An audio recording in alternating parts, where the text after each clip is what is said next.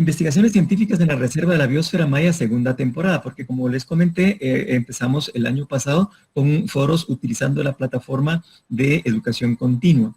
El tema que estaré exponiendo tiene que ver con la agricultura intensiva, una revolución que propicia arquitectura monumental.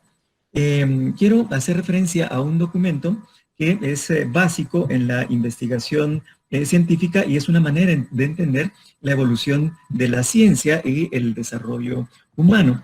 La estructura de las revoluciones científicas de Thomas Kuhn. Ella tiene casi 50 años este libro y es un libro básico en muchas universidades del mundo porque explica muy claramente cómo es el desarrollo de la ciencia desde un momento que está señalado aquí con el número 1, cuando todo el actuar de una comunidad se considera como normal. La gente está habituada a eso. ¿Qué es? Bueno, depende de qué sociedad y en qué momento de su desarrollo se encuentre. Pero es la manera en la que toda la población o todo el grupo social actúa. Tiene que ver con sus creencias, tiene que ver con su cosmovisión, con su arte, con todo lo que hace, ¿verdad? Para ellos todo eso es lo normal. Pero eso normal funciona para casi todo, pero no para todo. De repente hay algo que no está bien explicado por la ciencia o por la religión o por el entender de esa comunidad y a eso se le llama una anomalía. Thomas Kuhn lo bautizó con ese nombre, una anomalía, algo que no funciona, algo que no explica, algo que no es suficiente. Y esa falta de explicación o esa falta de suficiencia va a producir una crisis en ese modelo normal, va a alterar la normalidad, va a producir una crisis en la ciencia y esa crisis, si no se controla, va a convertirse en una revolución que va a obligar a cambiar de paradigma para imponer, de alguna manera, una nueva ciencia. Y esa nueva ciencia se va a convertir en la ciencia normal de esa comunidad y se va a repetir el proceso. Todas las sociedades y todas las características de su producción entran de alguna manera en un ciclo de este tipo, a donde la gente produce, se acostumbra a entender las cosas así, pero como eso no explica todo, cabalmente esa anomalía es la que va a producir el movimiento de ese ciclo. Yo voy a utilizar esta información de base para poder explicar algunas cuestiones más adelante. Y usaremos términos como el paradigma, las anomalías de la ciencia en crisis, los cambios de visión del mundo, los conceptos alternativos que van a resolver de alguna forma probablemente esa crisis y que va a impulsar la imposición del nuevo paradigma. Pero lo vamos a estar viendo desde diferentes cosas. Cada sociedad, desde el momento en el que se asienta en el espacio, pues va a producir un desarrollo. El problema está que no todas las sociedades del mundo se asentaron en un territorio al mismo tiempo. Algunas lo hicieron antes, otras después. Y en el caso de América, la diferencia de tiempo es muy grande con respecto a las ocupaciones sedentarias europeas o asiáticas, por ejemplo, ¿verdad? Hay un desfase, siendo que el continente o isla, que es América, estuvo realmente sin población humana durante muchísimo tiempo, mientras que el ser humano estuvo ocupando territorios en el resto del planeta. Fuimos el último lugar en ser ocupado por seres humanos. Entonces entramos con la ventaja de tener toda una isla continente a nuestra disposición, pero la desventaja de que éramos los únicos y no había nada que nos hubiera antecedido, mientras que en el resto del mundo sí había una ocupación anterior. La sociedad en América entonces no tuvo todo este desarrollo que tuvieron otros grupos sociales, ¿verdad? Que vienen desde una ocupación de Pithecanthropus o Neandertal o eventualmente Homo sapiens. Nosotros estamos ubicados en esta parte superior derecha de la época neoindiana en el territorio americano, y se habla de un mesoindiano, un preclásico, un protoclásico, un clásico y un posclásico en los últimos años, que para el continente americano son las primeras ocupaciones sedentarias y que producen una cultura bastante poderosa, pero muy separada en el tiempo, o sea, muy recientemente en el tiempo, en comparación con las otras culturas.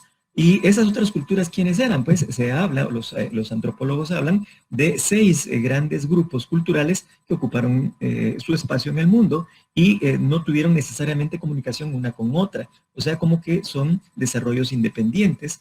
Está la cultura egipcia, la cultura mesopotámica, la cultura india, prearia, la cultura china, en América, la azteca maya y la inca, ¿verdad? Pero fíjense en este diagrama tan interesante porque habla de unos espacios como interculturales, en este caso del lado izquierdo, vemos el Mediterráneo oriental, en la parte superior las estepas y desiertos euroasiáticos, y una parte de la que casi no comentamos nosotros en América, y es la de las culturas del Pacífico, que eventualmente fueron influenciadas por India o por China, y que según este diagrama también pudieron influir sobre la azteca, maya o la inca, o sea, un espacio, en este caso, oceánico, ¿verdad? Que con el tránsito de seres humanos pudo haber algún tipo de relación cultural. Eso lo vamos a tocar en otro momento.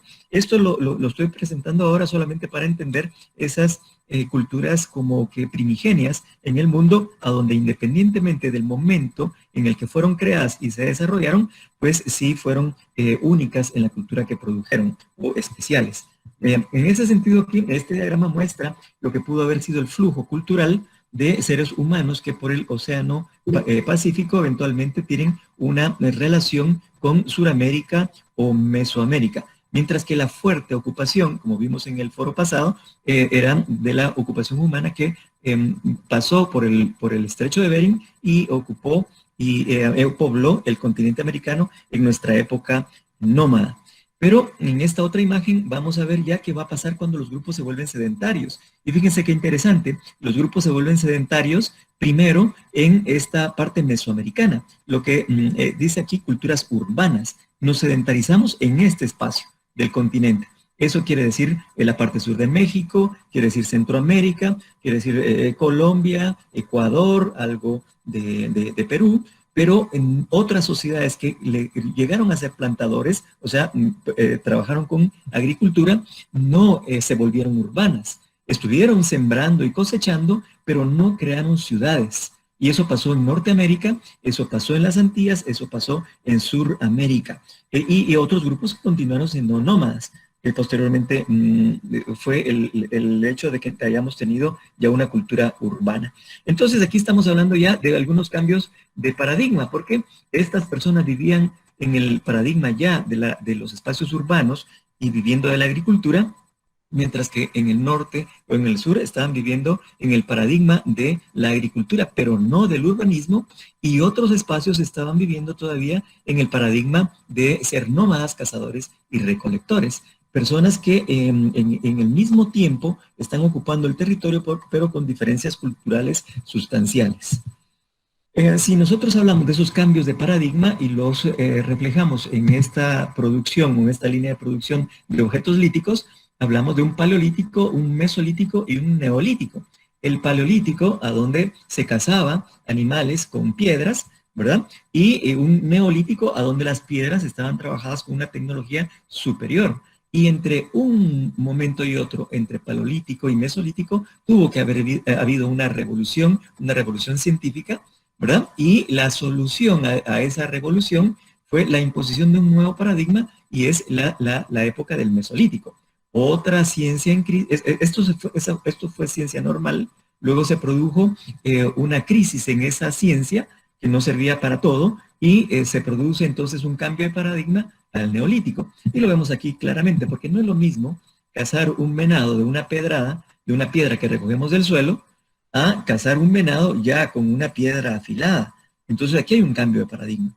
Y si nos pasamos un poco más a estas otras, ya vemos que no se trata solamente de sacarle filo a una piedra, sino que ya estamos viendo piezas altamente elaboradas, con una tecnología muy superior, pero siempre de piedra. O sea que todo esto es un desarrollo, y hay cambios de paradigma en la época todavía del uso de la piedra en las sociedades. Los últimos desarrollos de ese trabajo en piedra fueron extraordinarios. No sé, nosotros en la actualidad difícilmente podemos llegar a tener esta maestría, tener esta habilidad, como eventualmente tuvieron los mayas para trabajar la piedra dura, que la llevaron a otros niveles, no solamente el de la cacería y de las armas, sino que también el arte, ¿verdad? Y todo el significado, toda la carga simbólica que puede tener este tipo de trabajo, ¿verdad? Una piedra específica. Entonces, vemos que no solamente las armas, pero sí podemos ver ese trabajo en piedra en todo ese recorrido de la época en la que vivimos en esas sociedades del preclásico, clásico y posclásico, ya en el continente americano. Y si vemos ese desarrollo en otras culturas, y si lo vemos ya desde el punto de vista de la arquitectura, pues también podríamos entender esa evolución o esos cambios de paradigma. En teoría, los espacios primeros que se utilizaron como sedentarios, espacios sedentarios, tienen ya una arquitectura, pero es una arquitectura incipiente, muy simple, en apariencia muy simple. Entonces suponemos que los primeros grupos sedentarios que se dedicaron ya a tener una vida urbana, ya plantaban, ya tenían agricultura, pero se desarrollan socialmente de tal manera que hay un superávit en su producción y en la ocupación de la mano de obra, y esa la utilizan para generar espacios que ya pueden ser o sagrados o profanos, como acabamos de ver con la presentación del maestro Martínez, pero de dimensiones, digamos, reducidas. Esto de reducidas es muy relativo porque vamos a ver una investigación un poco más adelante. Y esa arquitectura va a evolucionar con algunos cambios de paradigma que tendrán que ver con algunos momentos de crisis, algunas propuestas nuevas que van a impulsar una nueva manera de entender los espacios o los sistemas constructivos y su aplicación, y vamos a llegar a espacios más complejos aún, y llegaremos a cosas tan complicadas como esta imagen que vemos acá, ¿verdad? Esta es una imagen de Nacum en el posclásico. Aquí ya el uso del espacio es de una complicación extraordinaria, ya es un espacio con un diseño fractal. Llegamos desde el exterior, subimos una escalinata, pasamos un edificio largo, entramos por alguna de esas puertas, no todas, solo una va a realmente llevarnos hacia un espacio interior, y ese espacio interior está rodeado de edificaciones que tienen puertas, y esas puertas nos van a permitir pasar a otro espacio, probablemente un patio, y ese otro patio estará rodeado de puertas, y una de esas puertas nos va a llevar a otro patio, y así, y así, y así, en un espacio laberíntico, extremadamente complejo, como pudo haber sido la sociedad en el posclásico.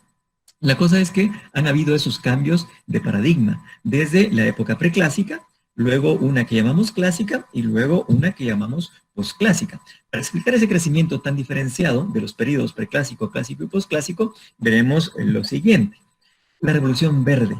Cambio de paradigma entre sociedades de cazadores-recolectores y sociedades sedentarias, ¿verdad? En principio, suponemos que hubo un desarrollo en la escogencia de el nutriente que es más efectivo, que es más eficiente para el crecimiento de una familia y la fuerza física que esa familia puede dedicar, por ejemplo, a la construcción.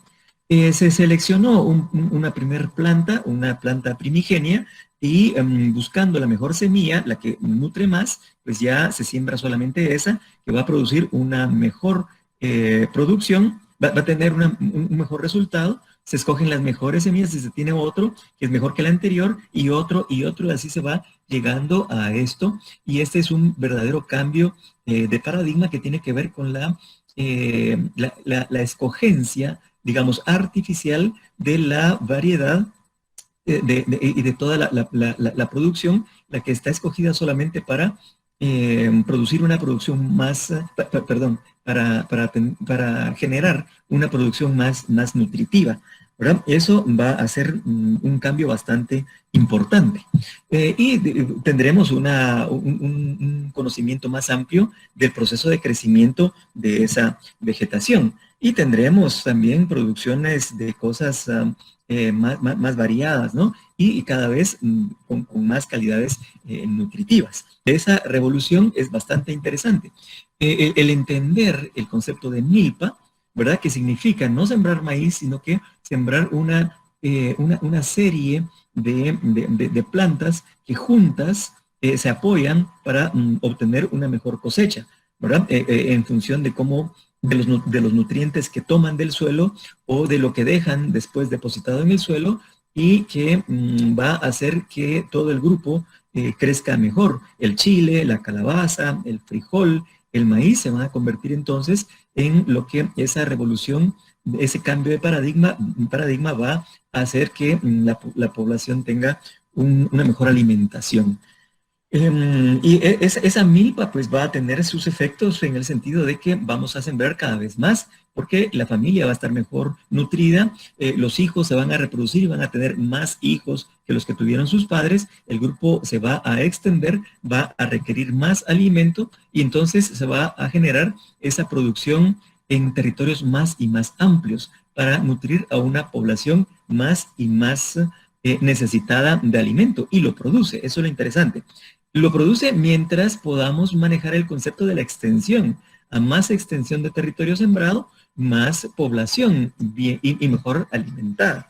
Pero esa extensión de territorio va a tener otro tipo de problemáticas, ¿no? O sea, soluciona unas cosas, pero como, pues, soluciona como la gran cantidad de proteína que se utiliza para la población, pero está también más sujeta a los cambios del clima.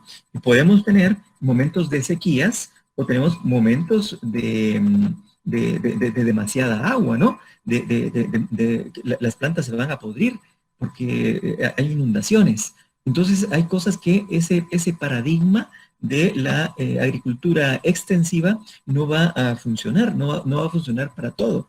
Y entonces se va a producir dentro de la revolución verde una pequeña revolución que va a ser extraordinaria y será el paso de la agricultura extensiva a la agricultura intensiva, siendo que la extensiva llegó a ocupar espacios incluso inadecuados, como el lateral de las montañas, y eso produjo, digamos, deforestación y la pérdida de otras cosas. La agricultura extensiva puede ser eventualmente muy dañina. Entonces se produce ese cambio dentro de la revolución verde y es el pasaje de la extensiva a la intensiva, y en lugar de ir a sembrar tan lejos, entonces mejor traemos los nutrientes aquí más cerca y gestionamos de alguna mejor forma, de una forma artificial, a nuestras necesidades esos recursos, la tierra fértil, la humedad, el agua, ¿verdad? Y las plantas que deseamos sembrar. Eso fue tan extraordinariamente bueno que produjo un cambio de paradigma inmenso, y la sociedad que utilizó la agricultura extensiva no produjo tanto como lo pudo hacer la de la agricultura intensiva. Eso va a producir cambio, por supuesto, en esa sociedad al obtener toda esa riqueza, toda esa abundancia repentinamente. Tenemos algunas evidencias todavía de ese tipo de agricultura en las chinampas, en el área de México, por ejemplo, alrededor de lo que fueron los lagos. Ahora solo queda Xochimilco y un poco, ya son casi lodazales, pues ya se ha abandonado y el crecimiento de la Ciudad de México ha sido tan grande que ha absorbido todas esas técnicas ancestrales de cultivo. Pero en la época maya, y en el caso específico de la cuenca Mirador, el concepto de la agricultura intensiva fue muy significativa para el cambio en la arquitectura. Para comprender cuál fue el efecto del cambio de paradigma, debemos ver algo de la arquitectura y urbanismo. Hace unos meses, bueno, en realidad desde hace un par de años, el doctor Takeshi Inomata ha estado haciendo unas presentaciones muy interesantes que nos hacen cambiar de paradigma en función de lo que hemos entendido del preclásico, clásico y posclásico. Porque muchas veces algunas personas entienden como que el clásico es superior al preclásico o que el posclásico es superior al clásico. Sin embargo, el doctor Inomata ha encontrado evidencias de una época incluso anterior a lo que hemos conocido como preclásico, en la que en territorio mesoamericano se produjeron construcciones inmensas y que según sus hipótesis superan lo que en algún momento se hizo en el Mirador. Y hace explicaciones muy claras. Ante el dilema de quienes iniciaron la agricultura, si los olmecas o los mayas, él estuvo investigando el área olmeca y también el área maya. En muchos casos lo encontramos a él en el territorio mesoamericano investigando en sitios como Aguateca, como Ceibal, y encuentra algunas características en ciertos espacios que le permitieron plantear una determinada hipótesis. Hipótesis que tienen que ver con esos territorios de acá, que tienen que ver con los olmecas, o el territorio del sur del Golfo de México, o las áreas mayas de las tierras bajas del norte, llamamos nosotros, porque está al norte de Guatemala, pero recientemente se está sabiendo que un espacio que no había investigado él específicamente, que sería la costa sur, puede eventualmente arrojar fechas anteriores a las que él ha estado estudiando. Pero en sus investigaciones, y aquí está un link en el que se puede ver a dónde él lo publicó entre el año pasado y el año antepasado, descubre un nuevo patrón, un patrón constructivo que está en varios sitios, y lo interesante es que los fechamientos nos dicen que son anteriores a las épocas que hemos considerado el preclásico formativo en el área de Mirador. Y básicamente esa construcción de tipo plataforma centra su investigación en Aguada Fénix, por ejemplo, y en Ceibal, esto es un antecedente de Ceibal, y aplica técnicas no invasivas para hacer esa investigación, como el manejo de fotografías por rayos láser y LiDAR, ¿verdad? Entonces encuentra un antiguo mapa de Harvard del lado izquierdo de Ceibal y al lado derecho, cómo se encuentra ahora cubierto por la selva, cómo hace los recorridos con LiDAR para ver lo que realmente hay en el suelo, y el subsuelo reconoce esa diferencia de mapas, el de izquierda, un mapa, digamos, topográfico, el de la derecha, un mapa LiDAR obtenido de las imágenes, y con eso hace parte de sus averiguaciones, además de excavación arqueológica propiamente dicha. Encuentra en el caso de Ceibal el origen de ese sitio, y es un centro de conmemoración astronómica, un punto de observación y una casa larga que posteriormente se va a desarrollar en una serie de estadios en el paso del tiempo, que va desde lo que está aquí dibujado abajo, que es una hipótesis, digamos, de lo que hubo inicialmente, hasta lo de arriba, que es lo que el líder actualmente explica, ¿verdad? Entonces hace esas comparaciones, y nos vamos a detener un poco en esta imagen, porque según el doctor Takeshi, aquí en el preclásico, en el 1000 a 175, del 1000 antes de Cristo al 175, en el caso de Ceibal, hay toda esa producción arquitectónica, esa gran barra azul, ¿verdad? En el clásico mucho menos. Y la cantidad de construcción que podría ser pirámide es muy poca, o sea que casi todo lo que se hizo fue la plataforma de la pirámide. Y ese patrón lo encuentra y lo llama patrón Chiapas formativo medio en toda esta zona que aparece en este mapa, ¿verdad? Desde el Golfo de México, el sur del Golfo de México, hasta la parte guatemalteca. Y vemos aquí ese territorio Aguada Fénix, que es el que, digamos, resulta ser el más grande de esos espacios, y es bastante, bastante grande. Estamos hablando de más de 1,5 kilómetros de largo de esa inmensa plaza. Entonces, haciendo esa medición y esa comparación, vemos aquí algo que fue en el principio del preclásico, lo que está en color rosado, y Tikal, el espacio urbano del clásico. Y como podemos ver ahí, la inmensidad trabajada en ese preclásico es mucho mayor que lo que se pudo haber hecho en el clásico, ¿verdad? Y vean esta comparación a donde explica el doctor Innomata, ahí está en la fotografía, exponiéndolo para el Colegio Nacional en México.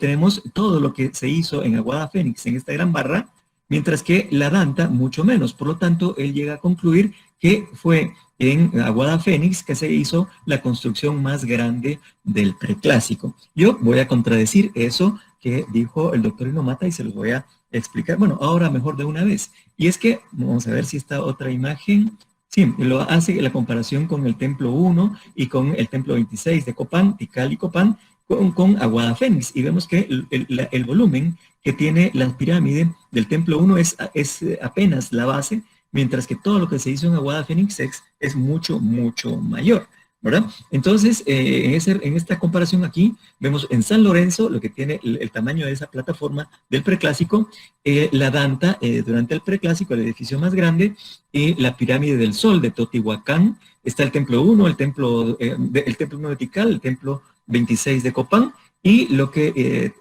hay en Aguada Fénix. Ahí se ve la enormidad de San Lorenzo en comparación.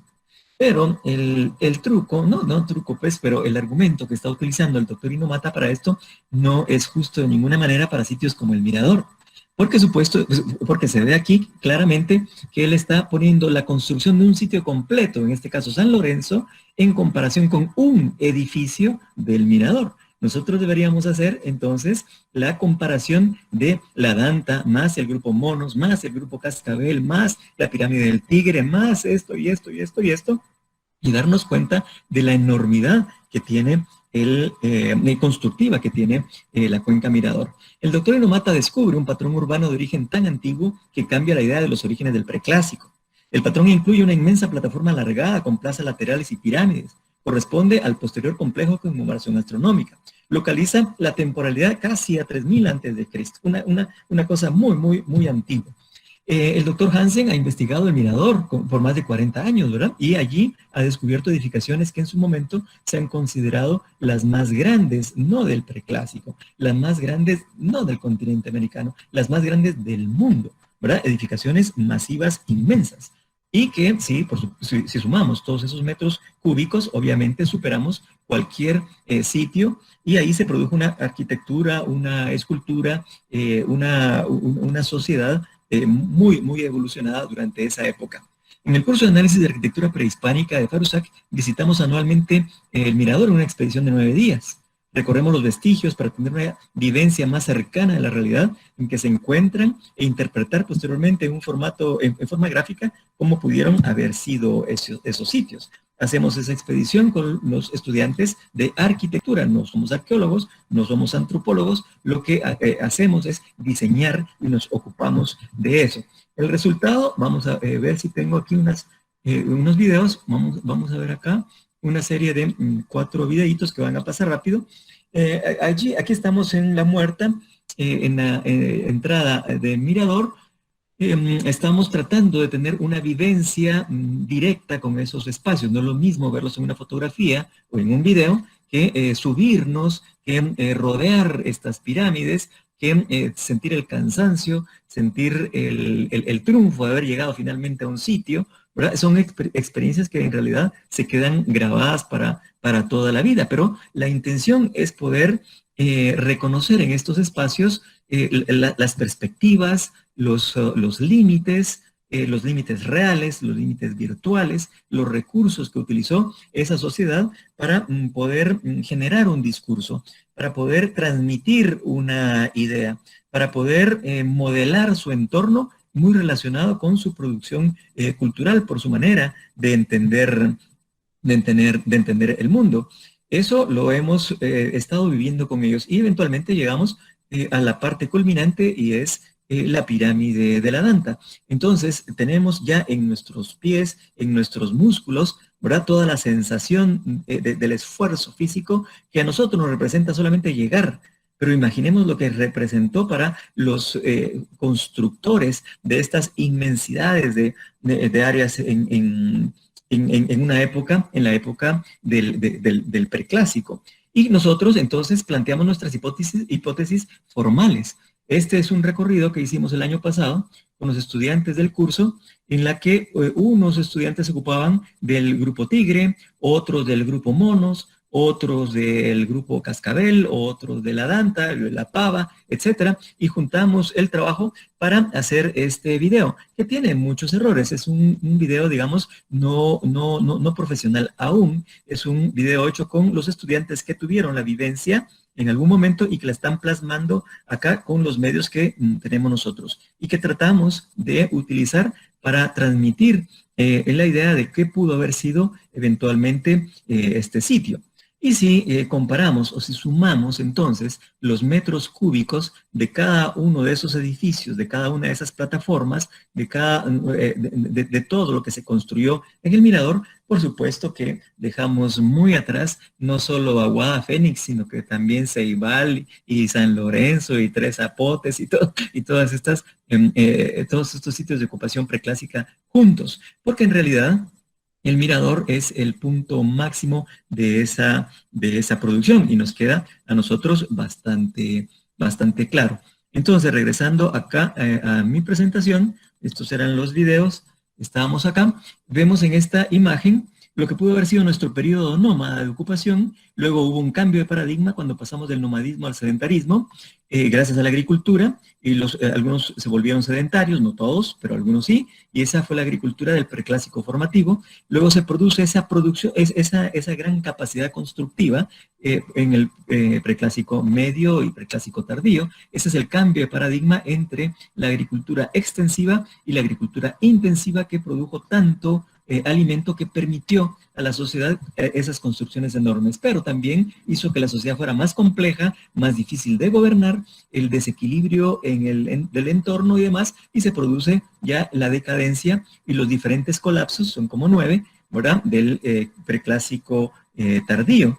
Y luego ya una intención de recuperar en el clásico temprano, el hiato, la relación con Teotihuacán, que fue muy especial para esta cultura. Algo se me bloqueó, así. Y luego el clásico tardío, subimos, digamos que Tikal, y lo que conocemos es esta parte alta, y volvemos a decaer en el posclásico hasta la llegada de los españoles. Entonces nuestro punto más alto es este de acá en el mirador, coincidiendo con ese cambio de paradigma de agricultura. En la actualidad estamos ante otro cambio de paradigma que ha puesto a la ciencia en crisis, y es la producción de maíz alterado genéticamente. El maíz genéticamente modificado se espera que, al ser más resistente a plagas, sea mucho más productivo, que no necesite fertilizantes químicos, que supere la calidad de nutrientes a todas las variedades anteriores, que se adapte a cualquier clima y a cualquier terreno, ¿verdad? Eso suena como algo extraordinariamente bueno. Las anteriores características lo hacen ver como la solución al problema del hambre en el mundo. Sin embargo, el efecto que produce a otras plantas y animales de los ecosistemas en los que se introduzca no ha sido suficientemente estudiado, y se teme, por ejemplo, por las abejas y otros insectos vitales para las plantaciones. Y no se conocen los efectos secundarios producidos en la ingesta de humanos. O sea, estamos realmente bateando con el tema. La ingeniería genética ha acelerado unos procesos para los que la evolución natural habría necesitado siglos. Y las posibilidades que ofrece ha abierto puertas que ahora los científicos y los políticos deben decidir si no es mejor mantener cerradas.